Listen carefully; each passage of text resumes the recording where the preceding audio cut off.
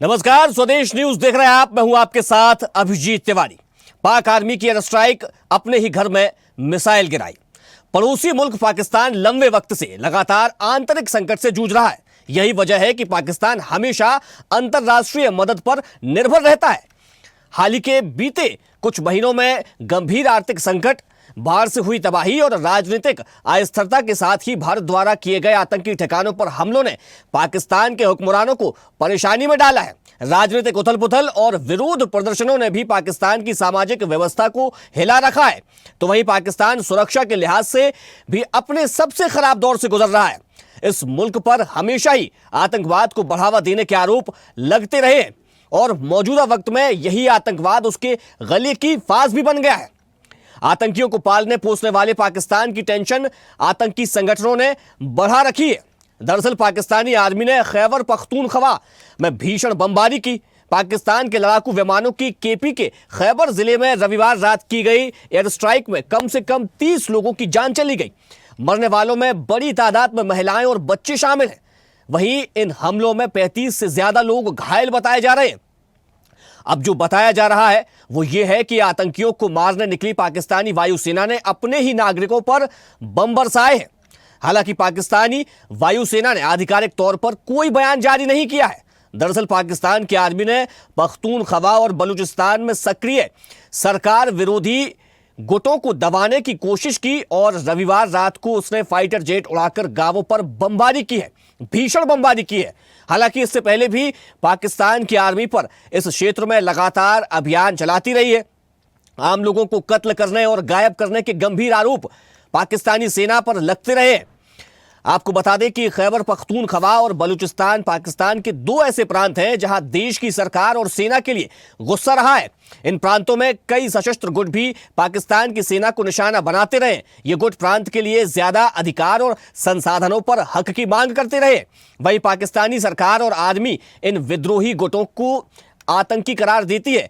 खैबर इमरान खान का सियासी गढ़ है। इमरान और पाकिस्तान आर्मी के बीच 36 के आंकड़े हैं। खैबर पाकिस्तान का एकमात्र राज्य है जहां पर इमरान की पार्टी सत्ता में है। ऐसे में अब पाकिस्तान आर्मी भले इस मामले में खामोश हो, लेकिन सवाल उठ रहे हैं कि क्या ये एयर स्ट्राइक गलती से हुआ है या लोगों को जानबूझकर मारा गया है। तो पाकिस्तानी आर्मी ने जिस प्रकार से ये एयर स्ट्राइक की है, ये आसिम मुनीर के उस रवैये को दर्शाती है जो एक तानाशाह के रूप में नजर आ रहा है। उसकी हनक और सनक, यानी कि जो सत्ता और पावर की जो हनक और सनक है वो आसिम मुनीर में साफ तौर पर झलक रही है, देखने को मिल रही है कि आखिर कोई व्यक्ति कैसे इतना नृशंस हो सकता है, इतना क्रूर हो सकता है कि अपने ही देश के लोगों पर फाइटर जेट से हमला कर दे।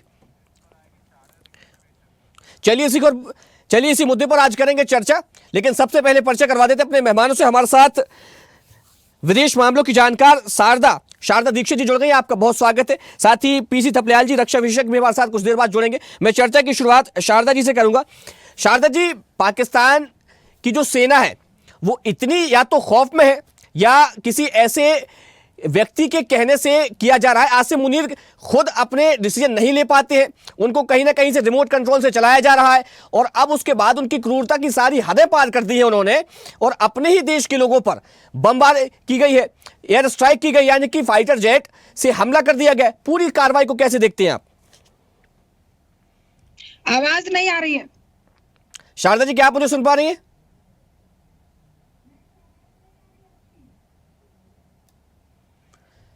चलिए हम फिर से शारदा जी को जोड़ने की कोशिश करेंगे, कुछ टेक्निकल इशू है। तो आसिम मुनीर की नापाक फौज ने अपने ही देश की जनता पर बमबारी की है, एयर स्ट्राइक की गई है और इसमें करीब 30 लोगों के मारे जाने की खबर है। 30 से ज्यादा लोग घायल बताए जा रहे हैं। ये वो तस्वीरें हैं जो बहुत कुछ बयां करती हैं कि आखिर देश के लोग देश में ही सुरक्षित नहीं है। जिस सेना को उनकी रक्षा करनी चाहिए वही सेना अपने लोगों पर बम बरसा रही है, उनकी मौत का कारण बन रही है। तो जो पाकिस्तान अक्सर ये कहता रहता है दूसरे देशों को कि हम बड़े शांति के साथ रह रहे हैं, आज वही पाकिस्तान अपने ही लोगों पर बमबारी कर रहा है, बम गिरा रहा है, वहां पर फाइटर जेट्स उड़ रहे हैं और अपने ही लोगों का कत्ल किया जा रहा है। और ऐसी निर्ममता के साथ ये हत्याएं की जा रही हैं, कत्ल किए जा रहे हैं, बर्बरता की जा रही है। ये क्रूरता दर्शाती है कि आखिर पाकिस्तान में सेना ही सब कुछ है, सरकार का वहां पर कोई कंट्रोल रहा नहीं है। शहबाज मात्र कठपुतली बने बैठे हैं और आसिम भी कठपुतली ही है, क्योंकि उनका रिमोट बाहर के देशों से चलाया जा रहा है। चलिए, हमारे साथ रक्षा विशेषज्ञ पीसी थपलियाल जी जुड़ गए। पीसी थपलियाल जी, आपका बहुत स्वागत है। पाकिस्तान की सेना अपने ही देश के लोगों पर एयर स्ट्राइक कर दे रही है, बम बरसा रही है और इस पूरी कार्रवाई में 30 से ज्यादा लोग घायल हुए हैं, 30 लोगों की मौत भी हो गई है। इस पूरी कार्रवाई को कैसे देखते हैं आप? हमेशा से पाकिस्तान इसको एक क्षेत्र करके मानता है।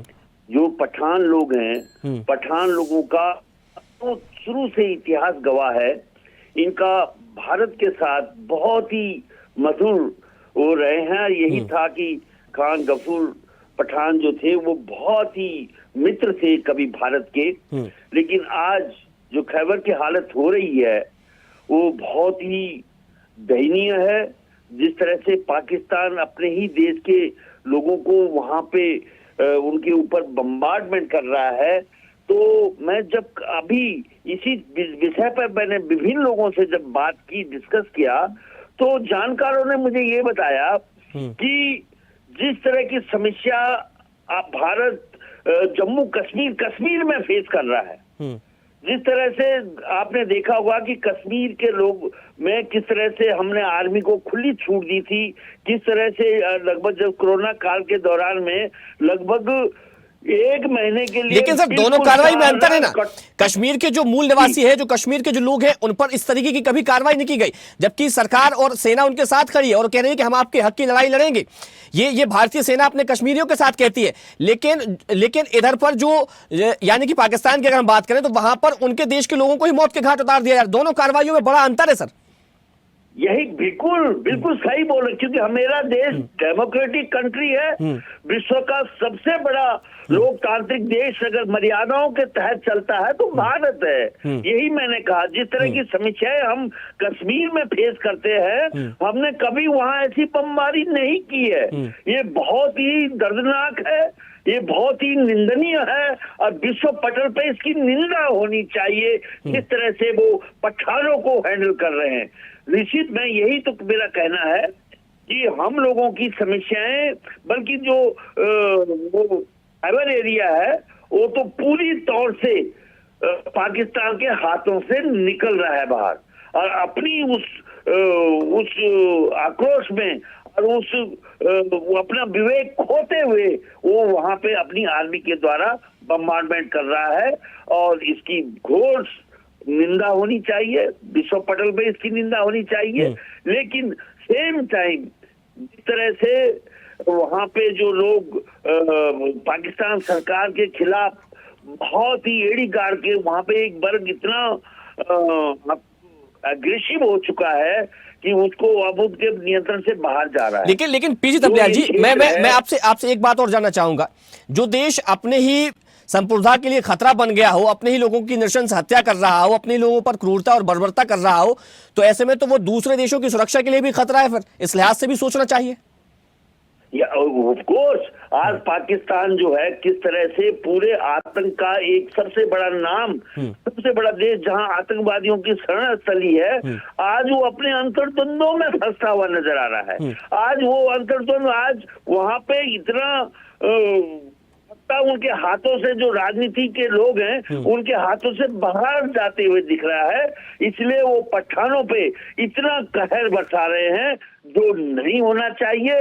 लेकिन ये बहुत दुर्भाग्यपूर्ण है कि इस समय उसको अमेरिका भी शह दिया है, ट्रंप ने पूरी शह दे रखी है, और चीन ने भी उसको अपना बहुत हृदय का टुकड़ा बना रखा है। और ये भारत के पड़ोस में सब कुछ ये हो रहा है, ये बहुत चिंता का विषय है।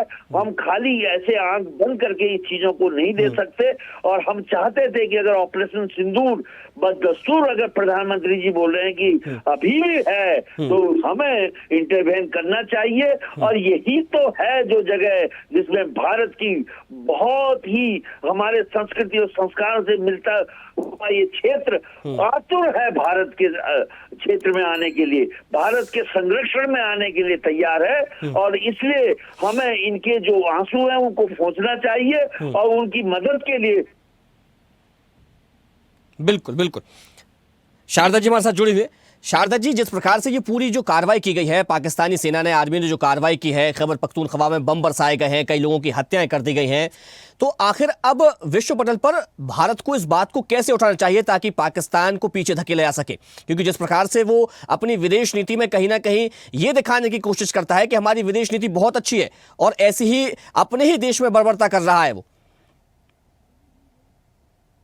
हाँ, देखिए, बहुत ही मानवता के प्रति ये भयंकर अपराध है जिस तरीके से पाकिस्तान की आर्मी ने अपने ही लोगों पर बमबारी की है।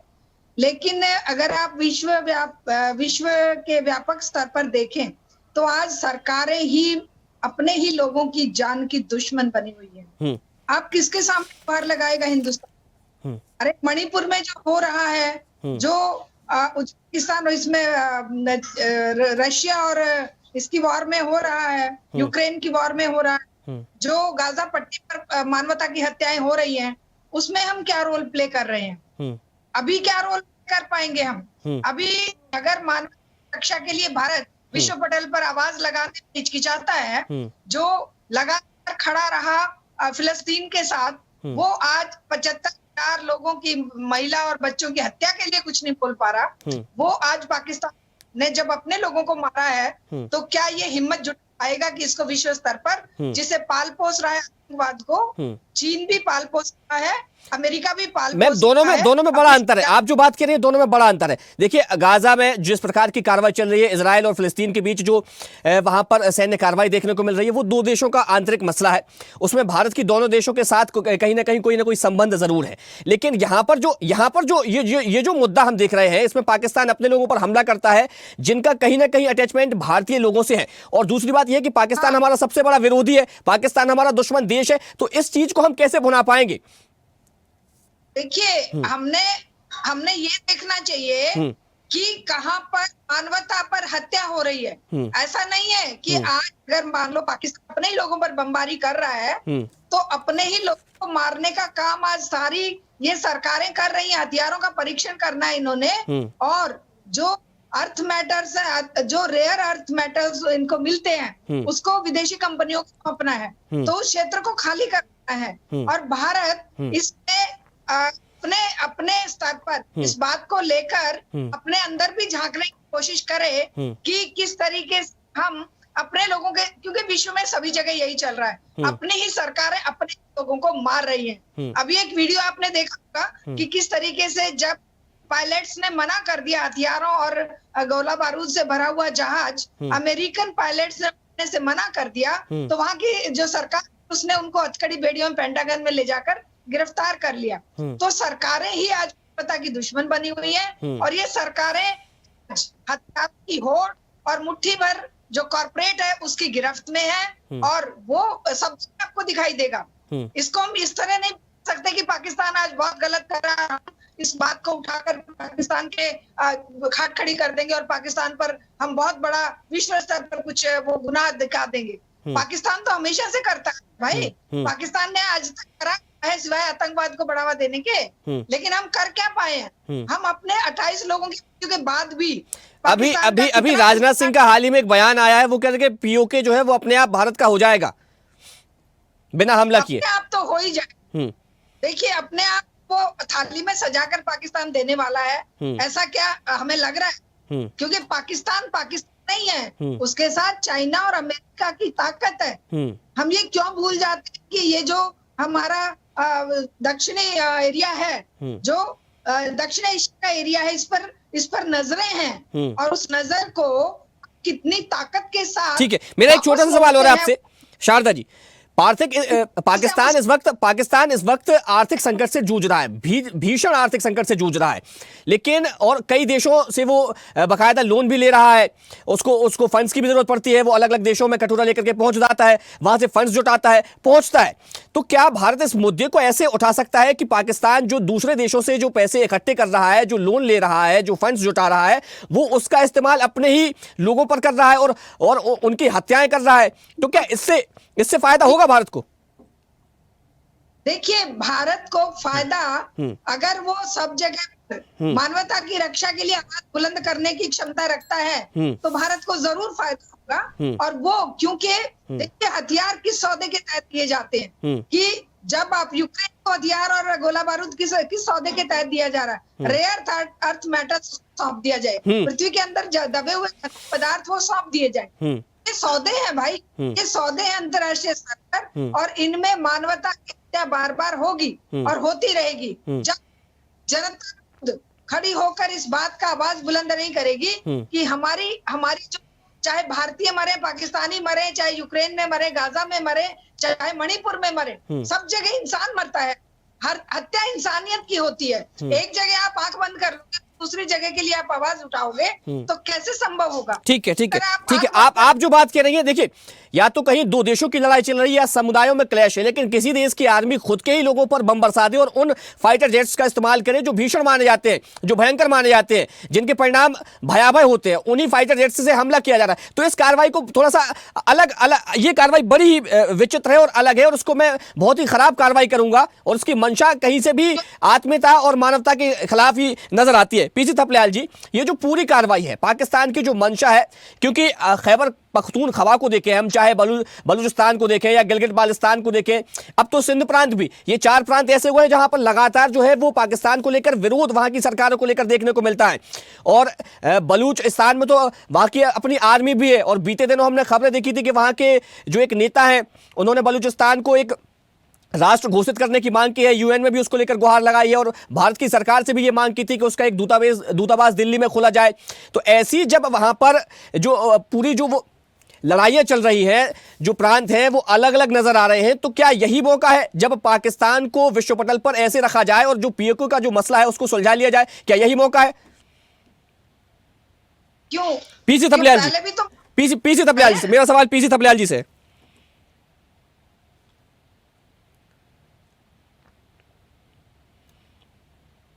पीसी थपलियाल जी, क्या आप मुझे सुन पा रहे हैं?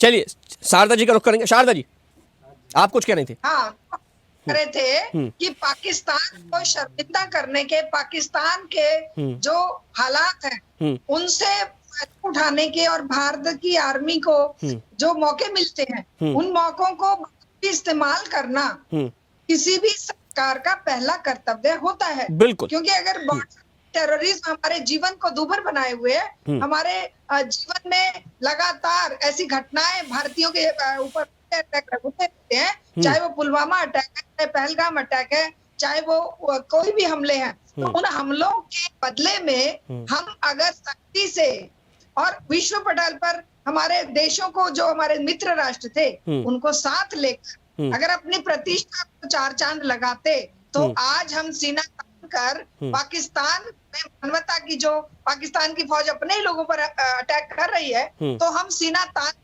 उससे सवाल पूछ सकते थे और वो दोस्त हमारा दे सकते थे। लेकिन देखने में क्या आ रहा है, ठीक है शारदा जी, लेकिन जिस प्रकार की जो कार्रवाई पाकिस्तान कर रही है, तो क्या इसमें कहीं ना कहीं आने वाले समय में गृह युद्ध के आसार नजर आ रहे हैं आपको? बिल्कुल, देखिए गृह युद्ध तो लाजमी है, लेकिन उस गृह युद्ध का फायदा जनता को होगा ऐसा संभव दिखाई नहीं देता है। गृह युद्ध हो चुका नेपाल में, गृह युद्ध हो चुका बांग्लादेश में, गृह युद्ध हो चुका इसमें श्रीलंका में, हमें क्या फायदा हुआ? हमने उसका क्या लाभ किया?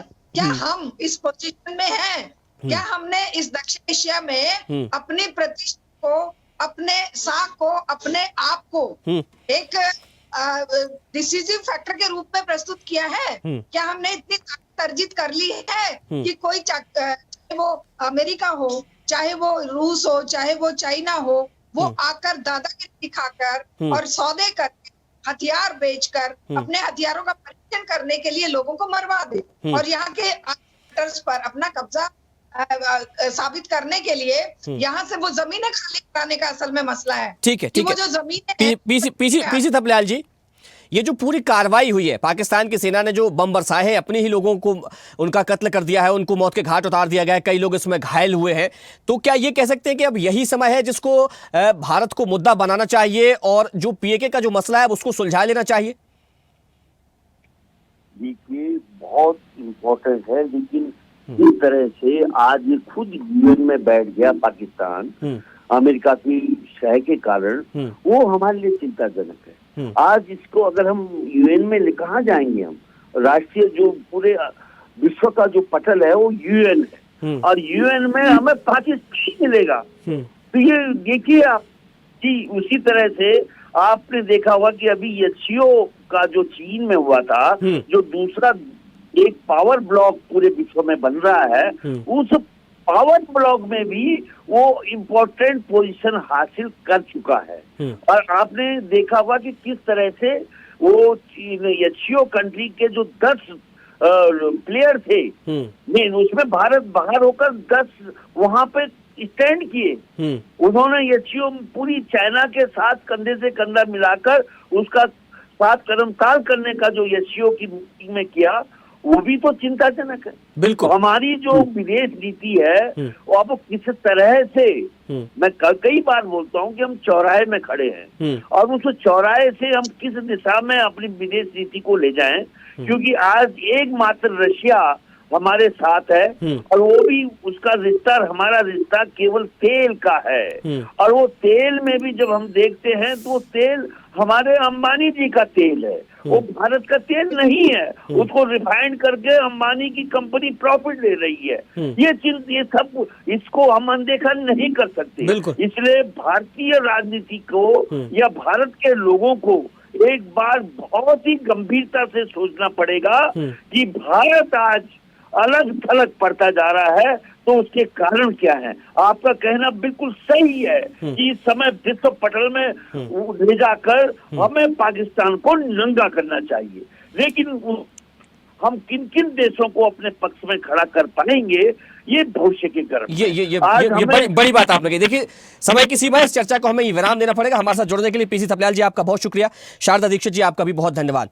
तो पाकिस्तान की आर्मी की हनक और सनक ही कहेंगे इसे, क्योंकि जिस प्रकार से उसने बर्बरता बरसाई है, अपने ही लोगों पर बमबारी की गई है, एयर स्ट्राइक से उसने कई घरों को तबाह कर दिया है, कई परिवारों को जाड़ दिया है, कई माओं से उनके बेटे छीन लिए हैं, कई जो बहनें हैं उनके भाई अब नहीं रहे हैं। तो ऐसी बर्बरता वहां पर की गई है, 30 से ज्यादा लोगों की मौत हो गई है और कई लोग इसमें घायल बताए जा रहे हैं। ऐसी कार्रवाई के बाद अब भारत क्या कदम उठाएगी, कैसे इसको विश्व पटल पर ले जाएगी, ये देखने वाली बात होगी। चर्चा में फिलहाल नहीं, देखते रहिए स्वदेश न्यूज, सबसे पहले देश। देखते रहिए स्वदेश न्यूज। अगर आप इस वीडियो को सोशल मीडिया हैंडल फेसबुक या इंस्टाग्राम पर देख रहे हैं तो हमें फॉलो करें, अगर यूट्यूब पर देख रहे हैं तो सब्सक्राइब करें और बेल आइकन दबाना ना भूलें।